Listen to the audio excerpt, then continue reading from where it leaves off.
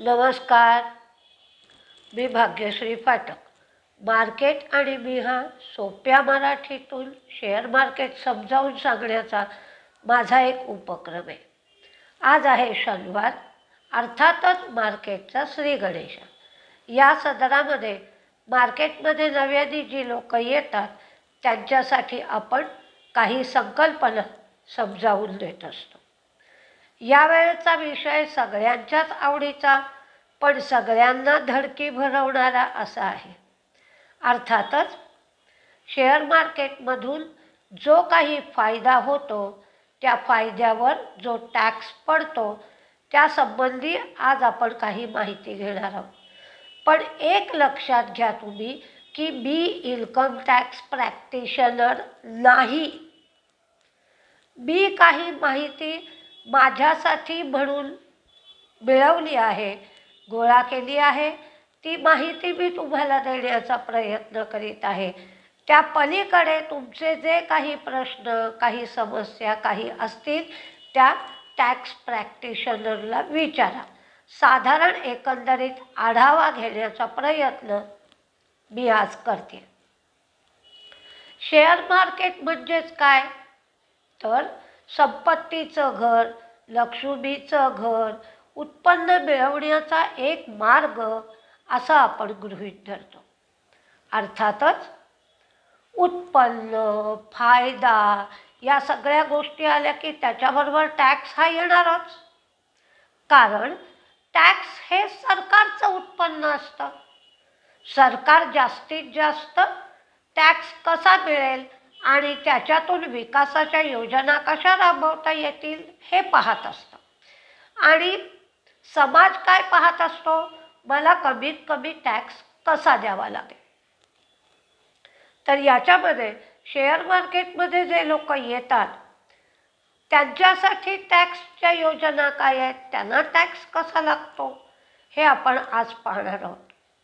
तर शेअर मार्केटमध्ये दोन विभागात टॅक्सची चर्चा होते.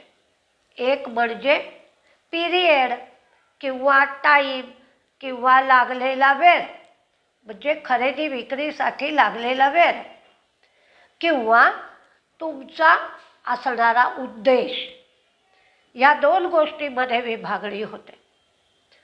आता लागणारा वेळ म्हणजे कसं की तुम्ही ट्रेडिंग आवर्समध्येच खरेदी आणि विक्री दोन्हीही गोष्टी केल्या आहेत, म्हणजेच इंट्राडे.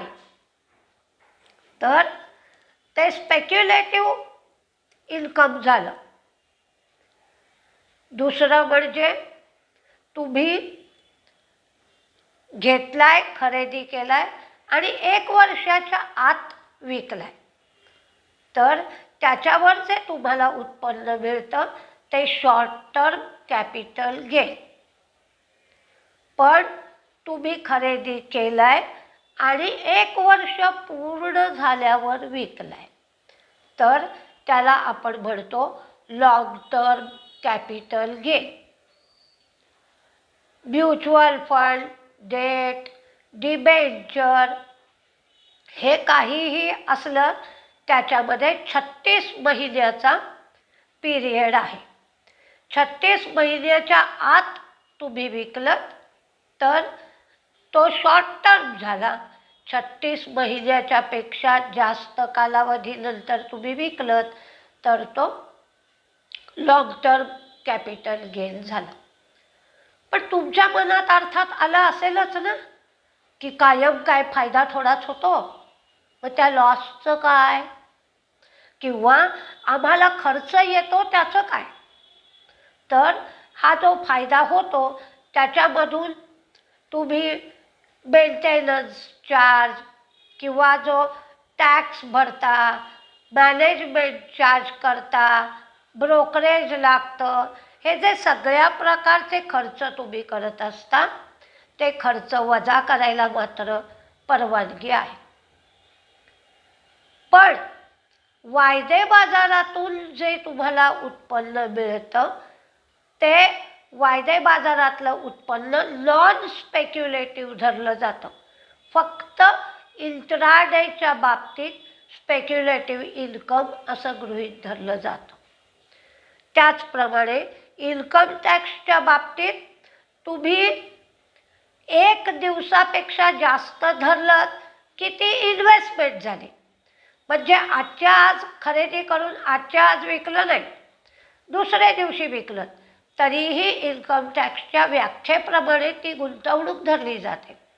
आणि ही जी गुंतवणूक आहे ती शॉर्ट टर्म, लॉंग टर्म अशी त्याची विभागणी केली जाते.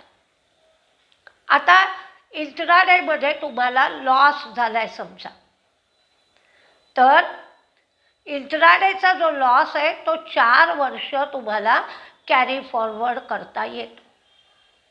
इंट्राडेमध्ये गेन झालाय तर तो स्पेक्युलेटिव्ह गेन गृहीत धरला जातो, स्पेक्युलेटिव्ह इन्कम गृहीत धरलं जातं. आणि तुम्ही ज्या स्लॅबमध्ये इन्कम टॅक्सच्या येत असाल त्याप्रमाणे तुम्हाला त्याच्यावरचा टॅक्स भरायचा आहे. पण तुम्हाला शॉर्ट टर्म कॅपिटल गेन झालाय तर त्याला 15% टॅक्स द्यावा लागतो. पण शॉर्ट टर्म तुम्हाला लॉस झालाय तर तो 8 वर्ष पुढची कॅरी फॉरवर्ड होत असतो. पण इंट्राडेचा जो लॉस आहे तो इंट्राडेच्या गेनमध्येच सेट ऑफ होतो. तसा शॉर्ट टर्म कॅपिटल लॉस जो आहे तो शॉर्ट टर्म कॅपिटल गेनच्या अगेन्स्टच सेट ऑफ होऊ शकतो. लॉंग टर्म कॅपिटल गेन झालाय म्हणजे 1 वर्षापेक्षा अधिक काळानंतर तुम्ही घेतलेला शेअर विकलाय, तर हा लॉंग टर्म कॅपिटल गेन जो आहे तो जर तुम्हाला 1 लाख रुपयापेक्षा जास्त झाला तरच त्याच्यावर तुम्हाला टॅक्स बसतो. आणि हा टॅक्स 10% दराने बसतो. याच्यामध्ये सुद्धा तुम्हाला लॉस झाला असेल तर तो लॉस पुढील 8 वर्ष कॅरी फॉरवर्ड होत राहतो. आणि लॉंग टर्म कॅपिटल गेन आणि लॉंग टर्म कॅपिटल लॉस गेनमधून लॉस सेट ऑफ करता येतो. बाकीची माहिती आपण रविवारच्या भागात बघूया. नमस्ते.